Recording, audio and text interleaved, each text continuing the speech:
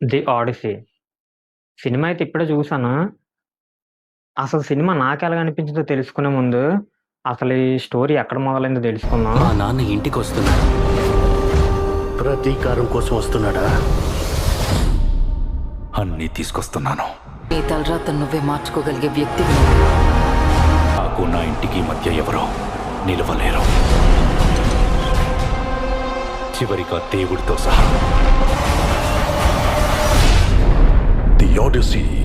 Class performance ఎంత Hollywood ఉంది cinema. నిజంగా ప్రతి సీన్ ప్రతి షాట్ మైండ్ పోతుంది లోపల. Seriously awesome movie. ఎక్స్పెక్ట్ చేయలేదు అసలు. 'ది ఆడిసీ' సినిమా అయితే ఇప్పుడే చూసాను. అసలు సినిమా నాకెలాగ అనిపించిందో తెలుసుకునే ముందు, అసలు ఈ స్టోరీ ఎక్కడ మొదలైందో తెలుసుకుందాం. ఎందుకంటే, మనకు ఒకసారి స్టోరీ తెలియకపోతే అది ఎంత మంచి సినిమా అయినా సరే, మనకింకా సినిమా ఎక్కదు. అందుకని చెప్పేసి ముందు స్టోరీ గురించి అయితే తెలుసుకుందాం.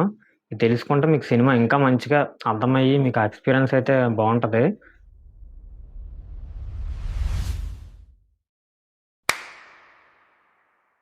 మనకి మన చరిత్రకి, ఇంకా మన మైథాలజీకి సంబంధించి కురుక్షేత్ర యుద్ధం ఎలా జరుగుతదో, మనకి చరిత్రలో అదే పెద్ద యుద్ధం అని చెప్పేసి మనమైతే చెప్పుకుంటాం. అలాగే వాళ్ళ మైథాలజీకి సంబంధించి, గ్రీక్ వాళ్ళ మైథాలజీకి సంబంధించి వాళ్ళకి చరిత్రలో ఒక యుద్ధమే జరిగింది. దీన్నే వాళ్ళు ట్రోజన్ వార్ అని చెప్పేసి అయితే పిలుచుకుంటారు. అసలు ఈ స్టోరీ 'ది ఒడిస్సీ' అనే స్టోరీ ఈ ట్రోజన్ వార్ కోసం కాదు. ఈ ట్రోజన్ వార్ ఎండ్ అయిపోయిన తర్వాత దీంట్లో ఒక మనిషి అయితే ఉంటాడు. ఆయన ఇంటికి తిరిగెళ్ళడానికి 10 సంవత్సరాలు పట్టింది. అంటే కొన్ని వారాల్లోనే ఈ ఓడలో చేరుకోవాల్సిన తన ఇంటికి 10 సంవత్సరాల పాటు అసలు ఏమయ్యాడు? అసలు ఇంటికి తిరిగెళ్ళాడా లేదా? అనేదే ఈ స్టోరీకి సంబంధించి మనం ఈ సినిమాలో అయితే చూస్తాం. అసలు ముందుగా మనం ఈ యుద్ధం ఎందుకు జరిగిందో తెలుసుకుందాం. ట్రాయ్ దేశానికి చెందిన ఒక యువరాజు అయితే ఉంటాడనమాట. అతని పేరు పారిస్. ఇంకా మన గ్రీస్ దేశానికి చెందిన ఒక రాణి అయితే ఉంటది. ఆవిడ పేరు హెలెన్ అనమాట. ఆ కాలంలో ఆవిడే చాలా అందమైన అమ్మాయి అని చెప్పేసి అయితే ఆ కాలంలో చెప్పుకుంటారు. అందుకని చెప్పేసి మన పారిస్ ఏం చేస్తాడంటే, ఈ హెలెన్ అనే ఆవిడని తీసుకొని వెళ్ళిపోతాడు. ఆవిడకి ముందుగానే పెళ్ళయి ఉంటది. పెళ్ళైన ఆవిడని తీసుకొని అయితే వెళ్ళిపోతాడు వాళ్ళ రాజ్యానికి. పెళ్ళైపోయిన వాళ్ళ ఆవిడని తీసుకెళ్ళిపోరని చెప్పేసి ఆ రాజుకి ఆ చెడ్డ పేరు రాకూడదని చెప్పి, ఇక్కడ గ్రీస్ దేశానికి వాళ్ళు ఎలాగైనా అందరిని చంపేసి, ఆ రాణిని తిరిగి తీసుకొని ఆ రాజ్యాన్ని తీసుకొద్దామని చెప్పేసి, వాళ్ళ దేశంలో ఉన్న రాజ్యాలందరిని కలిపి వాళ్ళందరిని తీసుకొని వాళ్ళ మీద యుద్ధంకైతే వెళ్తాడనమాట. ఆ ట్రాయ్ దేశం మీదకి. ఇదే ఈ యుద్ధం స్టార్ట్ అవ్వడానికి రీజను. వీళ్ళందరూ అక్కడికెళ్ళి ఒక 9 సంవత్సరాలు యుద్ధం చేసినా గూడా ఆ రాజ్యం మీదైతే గెలలేకపోతారు. ఎందుకంటే వాళ్ళ కోటగోడలు బద్దలు కొట్టి లోపలికెళ్ళడం అనేది చాలా అసాధ్యంగా అయితే మారుతుంది. అందుకని చెప్పేసి వాళ్ళ మీద వీళ్ళు గెలలేక 9 సంవత్సరాలు యుద్ధం చేసినా గూడా అది ఎలాంటి ప్రయోజనం లేకుండా అయితే పోతుంది. అందుకని చెప్పేసి మన ఇథాకా రాజ్యానికి చెందిన ఒక రాజు అయితే ఒక ఐడియా అయితే ఇస్తాడు. ఆయన పేరు ఒడిసియస్. మనం ఏదైతే ఇప్పుడు ఈ సినిమా చూస్తున్నామో, ది ఒడిస్సీ అని చెప్పేసి ఈ కథ అయితే ఈయందే. ఇక్కడ నుంచి ఈ కథ అయితే స్టార్ట్ అవుతది. ఇతను ఏ ఐడియా ఇస్తాడంటే, ఇతను చాలా తెలివైనోళ్ళగా ఉంటాడు. అంటే రాజు కన్నా చాలా తెలివిగా అయితే ఆలోచిస్తాడనమాట. ఈయనైతే ఒక ఐడియా ఇస్తాడు. ఆ ఐడియా ఏంటంటే, మనం ఒక చెక్క గుర్రం తయారు చేసి దాంట్లో అయితే దాక్కుందాం. వాళ్ళొక బహుమానం చెప్పేసి వాళ్ళ రాజ్యానికైతే తీసుకెళ్తారు. తీసుకెళ్ళి అక్కడికి ఎళ్లి వదిలేసినప్పుడు మనం దాంట్లో నుంచి బయటకొచ్చి ఒక దొంగ యుద్ధం చేసి వాళ్ళ మీద గెలిచి తీసుకెళ్ళిపోదాం. మనం ఇలా ఎన్ని సంవత్సరాలు యుద్ధం చేసినా ఇంకా ఏ ప్రయోజనం లేదని చెప్పేసి ఇలాంటి ప్లాన్ అయితే ఆ గ్రీస్ దేశానికి చెందిన రాజుకైతే ఇస్తాడు. అప్పుడు ఆ రాజు సరే అని చెప్పేసి వాళ్ళ చెక్క గుర్రంలోకి వెళ్ళైతే ఉంటారు.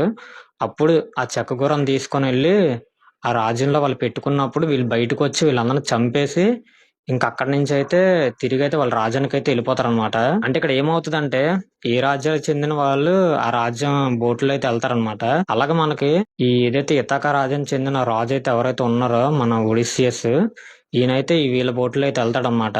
కానీ ఇతను చేసిన కొన్ని కొన్ని తప్పుల వల్ల, అంటే యుద్ధంలో ఏదైతే ఇతను కొన్ని తప్పులు చేస్తాడో వీటి వల్ల ఎవరైతే గ్రీక్ గాడ్స్ ఉంటారో వాళ్ళైతే ఇతని మీద చాలా కోపంగా ఉంటారనమాట. ఇతనైతే తిరిగి ఇంటికి వెళ్ళనివ్వకుండా దారిలో చాలా అడ్డంకులను అయితే క్రియేట్ చేస్తారు. ఇది ఈ స్టోరీ అయితే అసలు ఈ అన్నిటిని ఎలా దాటి వెళ్ళాడని చెప్పేసి మనం సినిమాలో చూడాలి. అదైతే నేను బయటికి చెప్తే కొంచెం స్పాయిలర్ లాగా అయితే అయిపోద్ది. మనం ముందుగా ఈ సినిమా కోసం మాట్లాడుకోవాలనుకుంటే క్రిస్టోఫర్ నోలన్ కోసం మాట్లాడుకోవాలి. ఎందుకంటే ఆయన దీని డైరెక్టర్. ఇంకా ఆయన వన్ ఆఫ్ ది ప్రొడ్యూసర్ కూడా ఈ సినిమాకి. అసలు ఈ సినిమా నుంచి ఆయన కొన్ని కొన్ని కొత్త కొత్త ఐడియాలు తీసుకొచ్చాడు. అవేంటో చెప్పే ముందు ఆయన పాత సినిమాల కోసం మాట్లాడుకుందాం. మనకి 'ఇంటర్‌స్టెల్లార్' గాని, ఇంకా 'ది డార్క్ నైట్' గాని, ఇంకా మొన్న వచ్చిన ఓపెన్ హైమర్ కానీ, మనకి టెనెట్ సినిమా ఒకటి ఉంటది. అది అంతగా ఆడలేదు కానీ, అంటే అది మంచి సినిమాయే. కానీ ఆయన రేంజ్‌కి తగ్గ సినిమా కాదని చెప్పేసి అది అంతగా ఆడలేదు. ఆయన సినిమాలు చెప్పుకోవాలనుకుంటే కొన్ని డిఫరెంట్‌గా ఉంటది. మిగతా వాళ్ళతో పోల్చుకుంటే చాలా డిఫరెంట్‌గా ఉంటది. ఆయన ఫిల్మోగ్రఫీ మాత్రం అసలు ఒక్కొక్క సినిమా ఒక డైమండ్ లాగా ఉంటది. ఈ సినిమా కూడా ఆయన అలాగే తీశారు. ఆయన మెయిన్‌గా టైమ్‌నయితే పట్టుకుంటారు. ఏ సినిమాలో అయినా టైమ్‌తోటి ఆడేసుకుంటారు ఫుట్‌బాల్ ఆడినట్టు. కానీ ఈ సినిమాలో టైమ్‌లో బ్యాక్‌కెళ్ళిపోయి అలాంటి జానర్‌నయితే టచ్ చేశారనమాట మైథాలజీని. దాన్ని ఎలా తీశారని చెప్పేసి మనం ఇప్పుడైతే మాట్లాడుకుందాం. ఇప్పుడు మనకేదైనా సినిమాకి మ్యూజిక్ కావాలంటే, ఆ మ్యూజిక్ ఇన్‌స్ట్రుమెంట్స్ ఏవైతే ఉంటాయో వాటిని ఇప్పించి కొడతారు. అది ఎంత మ్యూజిక్ అయినా సరే, అది ఎలాంటిదైనా సరే. కానీ ఈ సినిమాకొచ్చేసరికి ఏం చేశారంటే, ఏదైతే ఆ కాలానికి చెందిన కొన్ని ఐటెమ్స్ ఉంటాయో, వాటిని తీసుకొచ్చి వాటితోటైతే మ్యూజిక్ అయితే చేయించారు. మన థియేటర్‌లో చూస్తున్నప్పుడు మనకు ఆ సౌండ్స్ కూడా మనకి ఆ కోటలోకి వెళ్తున్నట్టు, ఇంకా మనకు ఆ ఫీల్‌నయితే ఇస్తాయి. అలాంటి మ్యూజిక్ ఇవ్వడం వల్ల. ఇలాంటి ఒక కొత్త ఎక్స్‌పెరిమెంట్ అయితే చేశారాయన. ఇన్‌స్ట్రుమెంట్స్ చాలా తక్కువ వాడి, ఎలాంటి ఏవైతే ఆ కాలం చెందిన ఐటెమ్స్ అయితే ఉన్నాయో, ఆటిలతోటైతే మ్యూజిక్ అయితే ఇచ్చారు. అది మనకి తెలుస్తూ ఉంటది మధ్య మధ్యలో. ఇంకోటేటంటే, మనకి ఐమాక్స్ ఫార్మాట్ అనేది ఉంటది. మనం చూసుకుంటే ఇప్పుడు మనకు 'వారణాసి' సినిమాకైతే వస్తుంది. కానీ 'వారణాసి' సినిమాకి మనం చూడలేకపోవచ్చు. ఎందుకంటే ఐమాక్స్ థియేటర్ అప్పటికి మన ఇండియాలో వస్తే ఒకళ్ళు చూడొచ్చేమో గానీ, ప్రస్తుతానికైతే మనం చూడలేం. ఐమాక్స్ కెమెరాలతో షూట్ చేసినా కూడా మనం ఆ ఫార్మాట్‌ని ఫీల్ అవ్వలేం. కానీ ఒక సినిమాకి, హాలీవుడ్ సినిమాలకైనా సరే ఐమాక్స్ కెమెరాతోటి కొన్ని కొన్ని షాట్స్ తీస్తారు. ఫుల్ లెంగ్త్ సినిమానైతే తీయలేరు. ఎందుకంటే చాలా పెద్ద సౌండ్స్ అయితే వస్తాయి. అవి రీల్ తిరుగుతున్నప్పుడు, ఆ సౌండ్‌లొస్తున్నప్పుడు షూటింగ్ చేయాలంటే చాలా కష్టం. కానీ ఈ సినిమాకేంటంటే, నోలన్ గారైతే మొత్తం ఫుల్ లెంగ్త్ సినిమా గూడా ఐమాక్స్ కెమెరాలతో తీశారు. అది ఎలాగంటే, ఐమాక్స్ టెక్నీషియన్స్ ఎవరైతే ఉంటారో ఆళ్ళతోటైతే మాట్లాడి, ఆ సౌండ్‌నయితే మొత్తానికి తగ్గించేసి, ఒక కొత్తగా ఆ కెమెరానైతే రెడీ చేశారు. ఫుల్ లెంగ్త్ ఐమాక్స్ కెమెరాతో షూట్ చేసిన సినిమా మనకు వరల్డ్‌లో ఫస్ట్ ఇది. అసలు ఇదంతా గాదు, మనకి ఈ సినిమా ఎలాగనిపించిందో చెప్పాలంటే, నాకు ముందు నచ్చినవి కూడా చెప్తాను. ఇంకా నచ్చనివి కూడా చెప్తాను. నచ్చినవేంటంటే, చెప్పాను కదా! ఈ సినిమాలో మ్యూజిక్ ఏదైతే ఉందో, ఆ ఫీల్ నాకైతే బాగా వచ్చింది. ఇంకా మంచి థియేటర్‌కెళ్దాం అయితే అనుకున్నాను. కానీ అవ్వలేదు. అదొకటే దొరికింది నాకు మార్నింగ్ షోకైతే. ఇంకోటేటంటే, నాకు ఆ వైడ్ యాంగిల్స్, వైడ్ షాట్స్ ఉంటాయి సినిమాలో. అవైతే చాలా బాగా అయితే అనిపిస్తాయి. మనం చూసినప్పుడు ఆ ఫీల్ అయితే హ్మ్, కొంచెం గ్రాండియర్‌గా అనిపిస్తది. మన సినిమా చూస్తున్నాం అని చెప్పేసి ఉండదు. ఆ వరల్డ్‌లోకైతే మనం తీసుకెళ్ళిపోతారు. అంత మంచిగా అయితే నాకనిపించింది. అక్కడుండే ఏవైతే రాజ్యాలు అవి కూడా మనకి చూడడానికి చాలా అథెంటిక్‌గా, ఇంకా గ్రాండియర్‌గా కనిపిస్తాయి. వాళ్ళది ఏవి గూడా మీకు తెలిసిందే, ఆయన పెద్దగా సీజీ వాడడు. ఆ సీజీ వాడకుండా ఏవైతే ఒరిజినల్ లొకేషన్స్ ఉన్నాయో, ఆ లొకేషన్‌లోనే షూట్ చేశారని చెప్తున్నారు. అదైతే నాకు చాలా మంచిగా అయితే అనిపించింది. అంతా కూడా మనకి కొంచెం నేచురల్‌గా అనిపిస్తది.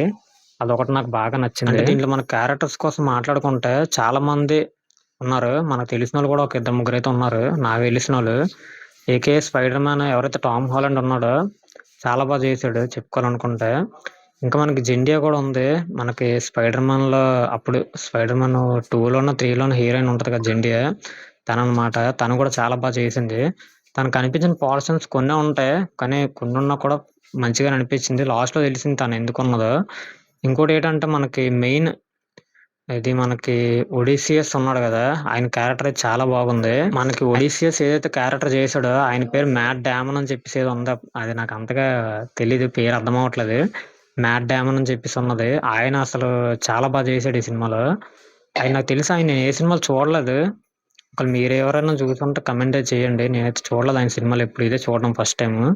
నాకైతే ఆయన చేసిన యాక్టింగే చాలా బాగా అనిపించింది. మిగతా వాళ్ళందరికన్నా ఆయన చాలా బాగా డామినేట్ చేసాడు అందరిని. చాలా చేసాడు.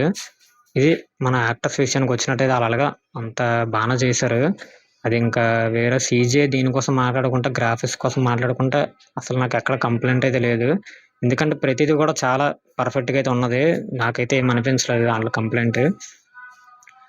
నచ్చనిదేంటంటే, అంటే చిన్నది మైనస్ చాలా మందికి అనిపించేది. కొద్దిగా స్లో పేసింగ్ ఉంటది. మనకి కొంచెం స్లోగా ఎళ్తూ ఉంటది కథ. మనకంత స్లోగా ఎళ్ళడం వల్ల ఏంటంటే, కొద్దిగా బోర్ కొట్టేసినట్టు ఫీల్ వస్తది. అదొక్కటి తప్ప ఇంకేం లేదు. మనకి ఎలాంటి ఏదైతే స్టోరీస్ ఉంటాయో ఇవన్నీ స్లో పేసింగ్లోనే వెళ్తాయి. మనం దీన్ని అర్థం చేసుకొని మనం చూడడానికి ట్రై చేయాలి అంతే. అంతకు మించి మనం ఏం చేయలేం. కొన్ని కొన్ని సీన్స్ ఉంటాయి మనకు కొంచెం మంచిగా అనిపిస్తాయి అక్కడ. అంతకు మించి మిగతాదంతా స్లోగానే వెళ్తుంటా సినిమా. ఒక్క ముక్కలో చెప్పాలంటే నాకైతే బాగా అనిపించింది సినిమా. నాకైతే పెద్దగా ఎక్కడ కంప్లైంట్లు లేవు. ఎందుకంటే ఎలాగుంటే నాకు సినిమా నచ్చుతుంది. మరి కొంతమంది నచ్చచ్చు, కొంతమంది నచ్చకపోవచ్చు, కానీ నాకైతే నచ్చుతుంది పర్సనల్గా. ఎలాగుండే సినిమాలు నాకు నచ్చుతాయి. ఆ గ్రాండియర్ నాకు నచ్చుతుంది మెయిన్. ఈ హిస్టరీ ఏదైతే ఉంటుందో ఇలాంటివి నాకు బాగా ఎక్కేస్తాయి. అందుకని చెప్పేసి నాకు నచ్చిందే చెప్తున్నాను. మీకు నచ్చిందో నచ్చలేదో మీరు వెళ్ళేది తెలుసుకోండి, అది మీ ఇష్టం. నా వరకు ఏదైతే నాకు అనిపించిందో అదే నేను చెప్తున్నాను. ఇది మన వీడియో వచ్చేసరికి అయితే నాకైతే ఇలాగ అనిపించింది, అదే చెప్పాను. ఒక సినిమాని క్రిటిసైజ్ చేసే సీన్ అయితే నాకు లేదు. ఎందుకంటే నాకు సినిమా కోసం తెలిసింది 0.11%. దాంట్లో నేను చెప్పగలను. ఇంకా తర్వాత నాకైతే అంతగా తెలియదు సినిమా కోసం. నాకు ఏదైతే వచ్చో నాకు ఎంతవరకు తెలుసో అదే నేను చెప్పగలిగాను. ఇంకా మీరు వెళ్తే మీకు నచ్చిందో లేదో అది మీ ఒపీనియన్ ఏదైతే ఉంటుంది. నాకైతే నచ్చింది అంతే. ఇంకా మళ్ళీ ఇంకో కొత్త వీడియోతో మీ ముందుకైతే వస్తాం. అప్పటిదాకా షార్ట్ స్క్రీన్, స్టే ట్యూన్.